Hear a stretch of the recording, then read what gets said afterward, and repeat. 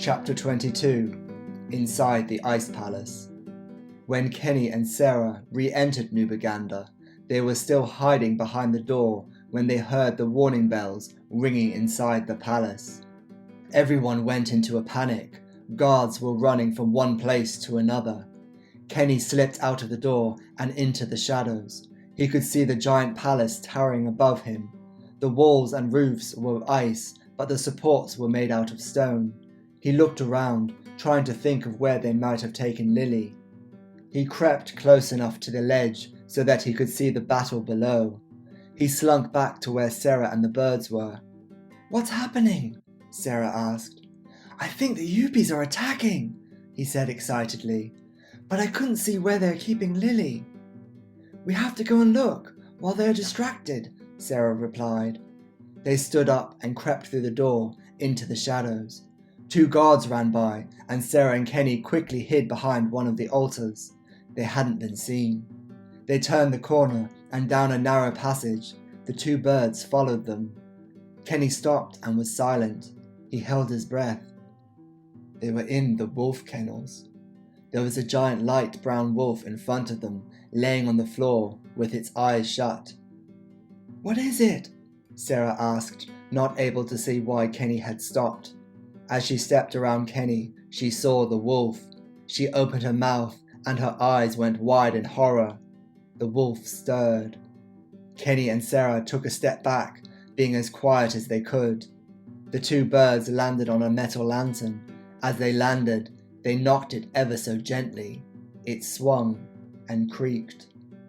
The wolf opened its eyes and spotted the 2.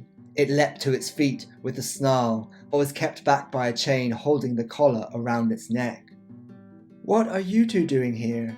the wolf asked in a concerned but soft voice. Kenny stuttered, taking another step back. "You shouldn't be here," continued the wolf. "Why not?" Sarah asked, taking a step in front of Kenny. "Because they'll lock you up if they find you," said the wolf. "And why are you locked up?" Sarah asked. "I didn't want to fight," replied the wolf, hanging its head. Kenny looked behind them and then put his hand on Sarah's shoulder. "Come on, we have to go." "I know who you're looking for, and I know where they're keeping her," the wolf said, wanting to help. "How can we trust you?" Sarah asked suspiciously. "You're a wolf, and you captured our friend." "Not all of us are the same," the wolf replied, "and I wasn't there." "So how do you know where he is?" Kenny asked. "I hear things. Now if you want my help, you better hurry." Sarah and Kenny looked at each other. They both looked at the birds, who chirped back. "Okay," said Sarah. "Can you tell us where they took Lily?" "I can do better than that," the wolf replied. "I can show you." Sarah looked at the wolf, still not sure whether she should trust him. He could be lying, but then he was the only one left and he was chained up. She walked up to the wolf and unclipped the chain from its collar. The wolf shook its body and said, "Oh, that's better. Now come on, it's this way." It bounded around the corner. Sarah and Kenny ran after it.